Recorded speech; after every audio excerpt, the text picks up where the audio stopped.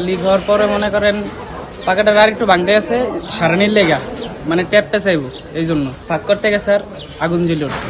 করতে গিয়া তারা হ্যামার দা গ্যাসের পাইপ ফাটাই লাইছে, ফাটানিতে আগুন ধরে গেছে। তো আমাদের এখানে আমরা যখন কাজ করতেছিলাম এদিকে মনে করেন আমাদের মেশিন দিয়ে যখন পাকা ভাঙতেছিল তখন মনে করেন পাকার নিচে গ্যাসের পাইপ আছে আর কি, ওই মনে করেন ড্রিল মেশিনের সাথে মনে করেন ওই পাইপে বাড়ি খায়া তারপর মনে করেন ওইটা লিক হয়ে গেছে।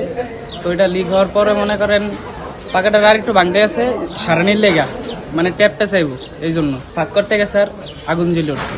আগুন জ্বলার সাথে সাথে আমাদের দুইজন লোক আহত হয়েছে, একজনের হাতে একটু লাগছে, আরেকজনের এই যে গালের দিক দিয়ে দাড়ি শুদ্ধ পুড়ে গেছে।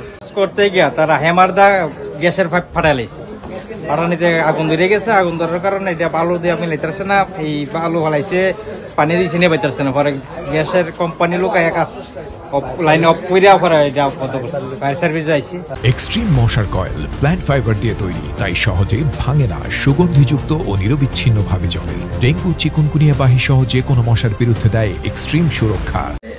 গ্যাসের কাজ করতেছে, কাজ করার মধ্যে মাটি দিয়ে ভাঙতেছে, পাশে 1.5 ফুট দূরে হঠাৎ করে এখান থেকে লাইন আউট হয়েছে, এনে ভাঙতেছে, এটা প্রেশারে করলো ওই পাশে আটু হয়েছে। আমরা ফোন দিচ্ছে ভাই গ্যাস হয়েছে সাইডে, আমি আনতেছিল।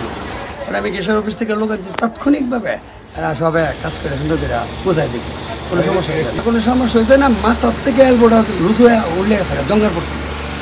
ওনার পরে একটা হালকা গ্যাস আউট হয়েছে। পাইপলাইন 6 সেকেন্ড পাইপলাইন, একদম মানে কোয়ার্টার, যেটা 1 ইঞ্চির 3 ভাগের 1 ভাগ আউট হয়েছে। নর্মালি আমি তৎকালীন চিকিৎসা করেছি, আমাদের শুনি জনের নাম জামাই আর দুজন দেখা চলতেছে।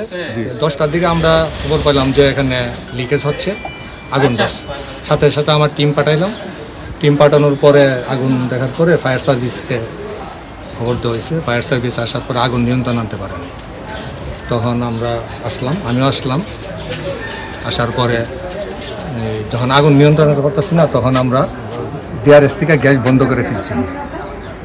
গ্যাস বন্ধ করার পরে আগুন নিয়ন্ত্রণ আসছে, পরে ফায়ার সার্ভিস আগুন পানি দিয়ে আগুন নিভাইছে। তারপরে এখন আমরা লিকটা শনাক্ত করতে পারছি, 2টা স্থানে লিক ছিল, আমরা লিক মেরামত করে এখন গ্যাস আবার চালু করে দিচ্ছি।